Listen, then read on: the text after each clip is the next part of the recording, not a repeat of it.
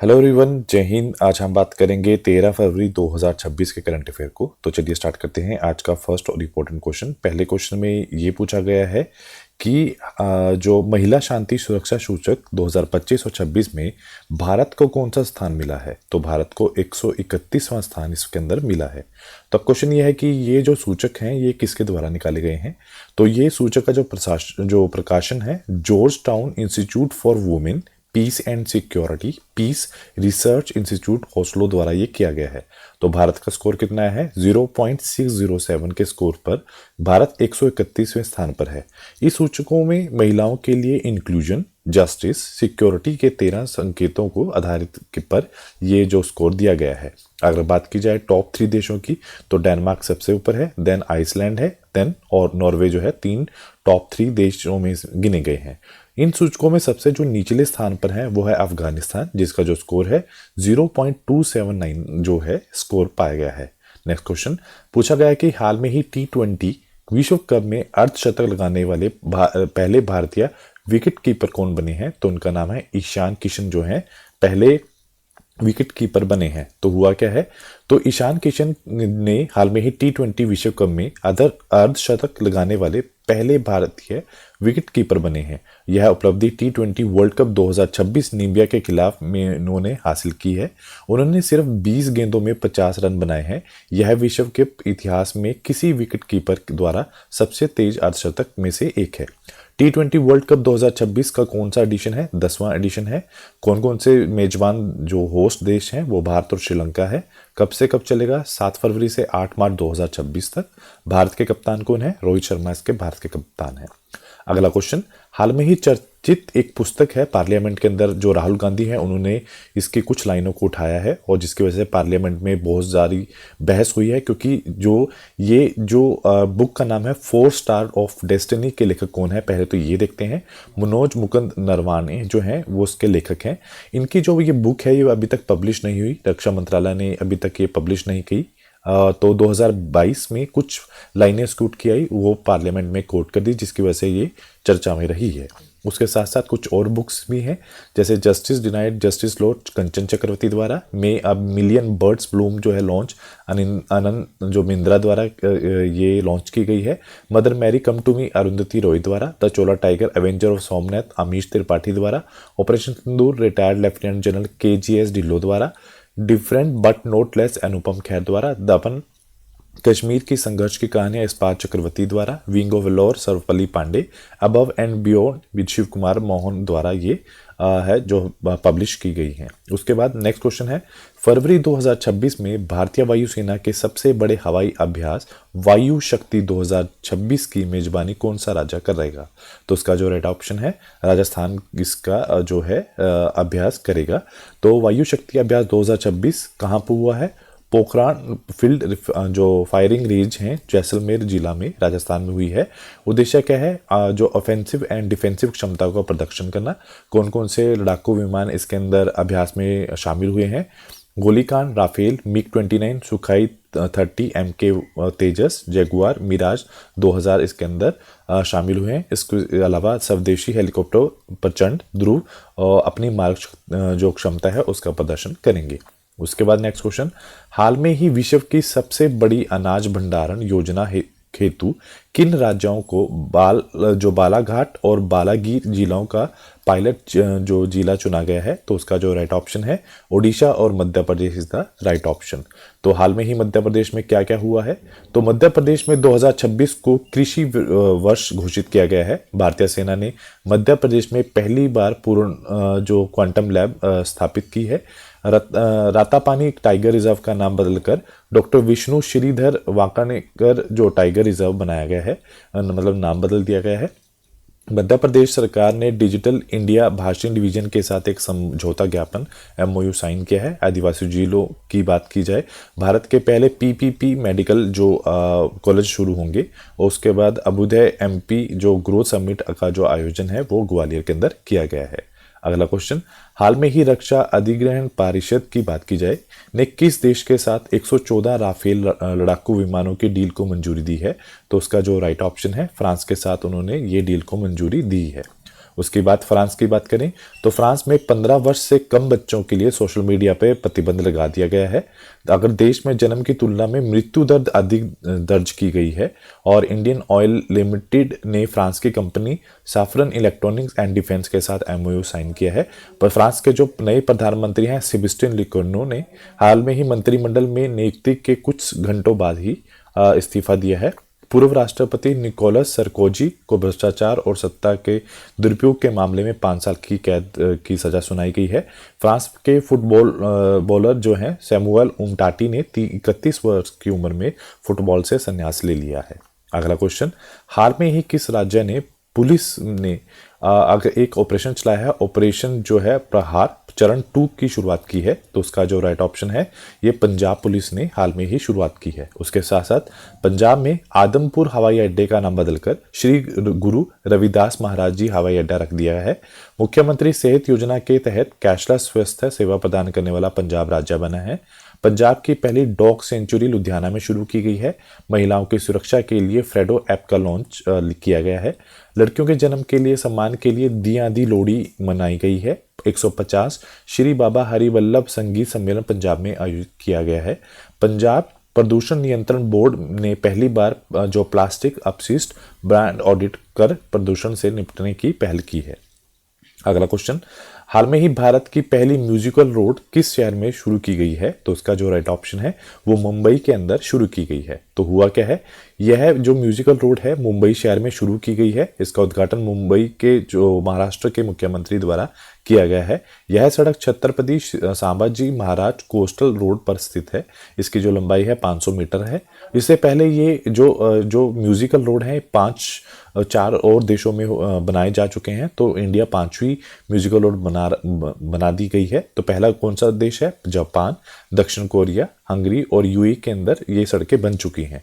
अगर परियोजना की बात करें तो बीएमसी ने इसे विकसित किया है और इसकी जो लागत है वो 6.21 करोड़ रुपए इसकी लागत बताई गई है। उसके बाद नेक्स्ट क्वेश्चन, 12 फरवरी 2026 को स्वामी दयानंद सरस्वती की 202 जयंती मनाई गई है। उन्होंने किस संस्था की स्थापना की थी?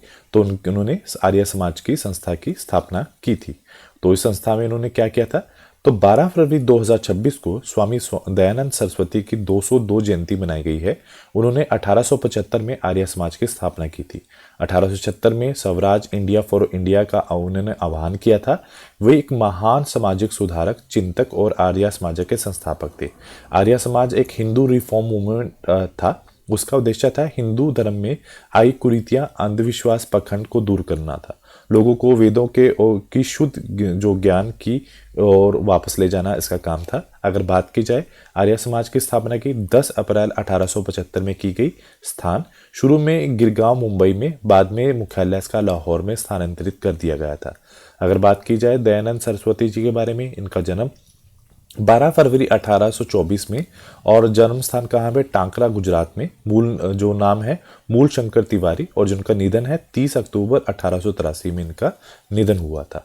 उसके बाद अगला क्वेश्चन पूछा गया है, हाल में ही चक्रवात गोजानी जो है वो किस देश में तबाही उन्होंने मचाई है? तो उन्होंने जो मेडागास्कर जो देश है उसके अंदर उसने बहुत भारी तबाही मचाई है। तो हुआ क्या है, जो गेजानी है उसने मेडागास्कर में भारी तबाही मचाई है। उसके बाद है टॉमसिना बंदरगाह शहर के लगभग 75% इंफ्रास्ट्रक्चर को नष्ट कर दिया गया है। इससे पहले 2 हफ्ते पहले फातिया चक्रवात ने भी वहां पर दस्तक दी थी। उसके साथ साथ अन्य देशों में भी जो चक्रवात आए हैं, अल्फ्रेड तूफान जो ऑस्ट्रेलिया में आया है, दानस चक्रवात जो ताइवान में, दिलवाले चक्रवात जो भारत ने इसे ऑपरेशन सागर बंधु चला गया था। उसके बाद मोथा चक्रवात बंगाल की खाड़ी में और शक्ति चक्रवात बंगाल की खाड़ी में आया था। उससे पहले विंटर जो स्टॉर्म है, बर्फीला तूफान जो है जनवरी 2026 में यूएसए में भी आया था। उसके बाद अगला क्वेश्चन, हाल में ही एशियन डेवलपमेंट बैंक ने ब्रह्मपुत्र की बाढ़ और कटाव के प्रबंधन के लिए किसे 118 मिलियन अमेरिका डॉलर का ऋण देने की घोषणा की है? तो उसे असम सरकार को देने की घोषणा की है। तो हुआ क्या है, तो एशियन डेवलपमेंट बैंक ने असम सरकार को एडिशनल लोन की मंजूरी दी है। उन्होंने यह ऋण ब्रह्मपुत्र नदी के किनारे भीषण बाढ़ और कटाव प्रबंधन के लिए दिया है। मंजूरी की राशि कितनी है, 182 मिलियन डॉलर है, मतलब 1500 करोड़ रुपए उन्होंने दिए हैं। और इस राशि में 63.5 किलोमीटर तक नदी तट को सुरक्षा कार्य का जो है निर्माण किया जाएगा। अगर बात की जाए एशियन डेवलपमेंट बैंक की, इसकी स्थापना 1966 में हुई है। मुख्यालय जो है मीनाल फिलीपींस में है। मुख्य जो उनके हेड है वो है मसांतो कांडा है। और कुल देश कितने हैं, 69 है। सबसे जो नया देश जिन्हें इसकी सदस्यता ली है वो है इजराइल, वो 69 सदस्य है।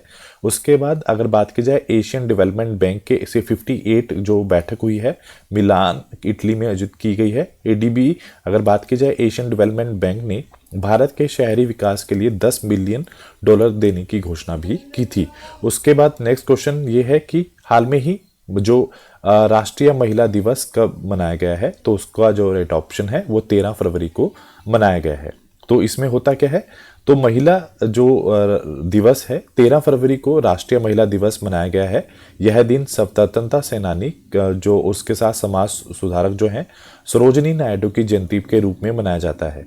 उन्हें भारत की कोकिला भी कहा जाता है। 1925 में भारतीय राष्ट्रीय कांग्रेस की पहली भारतीय जो महिला अध्यक्ष बनी थी। उन्होंने कानपुर अधिवेशन की अध्यक्षता भी की थी और वह स्वतंत्रता के बाद जो संयुक्त प्रांत जो वर्तमान में उत्तर प्रदेश की पहली महिला राज्यपाल भी थी। उनका जन्म 13 फरवरी 1879 हैदराबाद में हुआ था। अंतर्राष्ट्रीय जो अगर बात की जाए महिला दिवस की वो 8 मार्च को मनाया जाता है। उसके बाद नेक्स्ट क्वेश्चन ये है कि हाल में ही भारत सरकार ने एआई जनरेटेड डीप फेक सामग्री हटाने के लिए सोशल मीडिया प्लेटफॉर्म के लिए कितने समय सीमा तय की गई है, तो उसका जो राइट ऑप्शन है 3 घंटे उसकी जो समय सीमा तय की गई है। अब क्वेश्चन ये है कि सरकार ने यह तय किया है कि सोशल मीडिया प्लेटफॉर्म को सरकार द्वारा जो जनहित या अदालत के आदेश पर एआई जनित डीप फेक सामग्री हटाने के लिए 3 घंटे के समय सीमा का पालन करना होगा। यह नया नियम 20 फरवरी 2026 से लागू किया जाएगा। उद्देश्य क्या है, सोशल मीडिया प्लेटफॉर्म पर एआई और डीप फेक तकनीकी के दुरुपयोग करने का रोकने के लिए ये चलाया गया है। और यह कदम जो है मेनली जो सूचना प्रौद्योगिकी है इंफॉर्मेशन टेक्नोलॉजी रूल 2021 के संशोधन के तहत ये लिया गया है। उसके बाद नेक्स्ट क्वेश्चन है, हाल में ही किस भारतीय फोटोग्राफर को कांदनार केलन थैमय अनुष्ठान की तस्वीर के लिए नेशनल ज्योग्राफी 2026 कैलेंडर में हाल में ही शामिल किया गया है, तो उनका नाम है रमैया श्रीराम को जो है इसमें शामिल किया गया है। तो उन्होंने ऐसा क्या किया है, तो रमैया श्रीराम ने केरल के कन्नार केलन थैमैया समारोह की तस्वीर नेशनल ज्योग्राफी 2026 के कैलेंडर में शामिल हुई है। यह तस्वीर थैमैया समारोह की गहन और आध्यात्मिक प्रकृति को दर्शाया गया है। यह अनुष्ठान की बात की जाए उत्तर केरल के कन्नूर कासरगोड क्षेत्र में प्राचीन काल से चली आ रही है और पारंपरिक परंपरा का हिस्सा है। अगर बात की जाए कथाओं की और प्रस्तुत कला और गहरी आध्यात्मिक आस्था से ये जुड़ा हुआ है। उसके बाद नेक्स्ट क्वेश्चन ये पूछा गया है कि हाल में ही केंद्र सरकार ने जो कितने सुरक्षित स्मारकों की सूची को हाल में कितने स्मारकों से हटाया है, तो उसका जो राइट ऑप्शन है 18 जो स्मारकों को उसने हाल में ही हटाया है।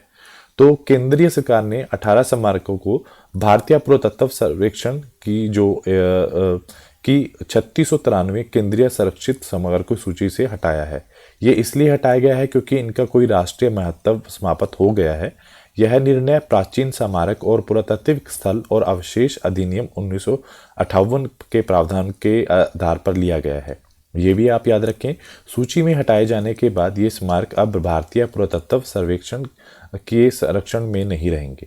इसका मतलब ये है कि इन स्मारकों के आसपास नियमित निर्माण और कार्य और शहरी विकास गतिविधियां की जा सकती हैं। अगर 18 स्मारकों की बात करें, उत्तर प्रदेश में 9 है, दिल्ली, राजस्थान, हरियाणा में 2-2 स्मारकें शामिल हैं। उसके साथ साथ अरुणाचल प्रदेश, मध्य प्रदेश, उत्तराखंड के में भी एक जो है स्मारक शामिल है। उसके बाद अगला क्वेश्चन, हाल में ही पेश किए गए केंद्रीय बजट 2026 में कहां पर 2 नई जो टेलीस्कोप की स्थापना को मंजूरी मिली है, तो उसका जो राइट ऑप्शन है लद्दाख में 2 टेलीस्कोप को मंजूरी मिली है। तो केंद्रीय बजट 2026 में लद्दाख में 2 टेलीस्कोप की स्थापना की मंजूरी दी गई है। यह दूरबीन का उद्देश्य सूर्य और ब्रह्मांड की उत्पत्ति का अध्ययन करना है। साथ में ही मौजूद जो दूरबीन के अपग्रेड को भी स्वीकृति दी गई है। जो पहले से वहाँ पे उसको भी अपग्रेड किया जाएगा। दो नई दूरबीन लगाई जाएंगी, उनका जो मेनली काम क्या है, जो बीड सौर जो दूरबीन है, नेशनल लार्ज सोलर टेलीस्कोप जो है, ये 2 मीटर अपर्चर वाली सोलर जो दूरबीन है, जो कहाँ पर स्थापित की जाएगी, लद्दाख में ये स्थापित की जाएगी। उसके बाद next question weekly current affair को देखते हैं। केरलम में जो वन्यजीव अरलम वन्यजीव अभ्यारण्य है, उसका नाम बदल दिया गया है, उसका नाम अरलम तितली अभ्यारण्य कर दिया गया है। ओडिशा सरकार ने अपने राज्य में गुटखा, पान मसाला, तंबाकू को पूर्ण प्रतिबंध लगा दिया है। केरल ने एल्डरली बजट पेश किया है। ओडिशा सरकार ने आमे पाडिबा आमे भाषारे योजना शुरू की है। कर्नाटक ने गीक वर्कर्स वेलफेयर बोर्ड की स्थापना की है। और फ्लोटिंग सोलर जो लोन है एक्सिस बैंक ने स्टार्ट किया है फॉर लघु और मध्यम उद्योगों के लिए। तो उसके बाद फ्रांस ने सोशल मीडिया पर प्रतिबंध लगा दिया है। 15 साल के कम बच्चों के लिए सोशल मीडिया पर उन्होंने हाल में ही बैन लगाया है। महाराष्ट्र सरकार ने 2026 की गणतंत्र दिवस की सबसे बेस्ट झांकी का प्रथम पुरस्कार मिला है। छत्तीसगढ़ ने अपार आईडी के निर्माण में सबसे आगे है। केरल ने व्यक्तिगत इलेक्ट्रॉनिक वाहन अपनाने में सबसे आगे है। अगला क्वेश्चन जो है, बिग कैट शिखर सम्मेलन की मेजबानी भारत करेगा। ग्लोबल टीचर प्राइज 2026 से रूबल नागी को है सम्मानित किया गया है। 15 साल के बच्चों के कम उम्र के बच्चों को फ्रांस में सोशल मीडिया प्रतिबंध कानून पारित किया गया है। नागालैंड में संतरा महोत्सव मनाया गया है। और नवीन कन्या ऊर्जा पावर हाउस कौन बना है, गुजरात बना है, जिसकी हिस्सेदारी 16.5% है। ऑस्ट्रेलियन ओपन 2026 की बात करें, कार्ल्स अल्कराज ने जीती है। पश्चिम बंगाल के नए डीजीपी बने हैं IPS Piyush Pandey. Pillow AI जो है किस राज्य ने लॉन्च किया है, आंध्र प्रदेश ने। उत्तर प्रदेश में जीरो फ्रेश वेस्ट डंप शहर कौन सा बना है, लखनऊ। दुनिया की सबसे बड़ी कॉम्प्रेस एयर एनर्जी जो स्टोरेज प्लांट किस देश ने शुरू की है, तो वो चीन ने शुरू की है। तो आज के लिए इतना ही। Do like, share and subscribe my channel. Thank you so much.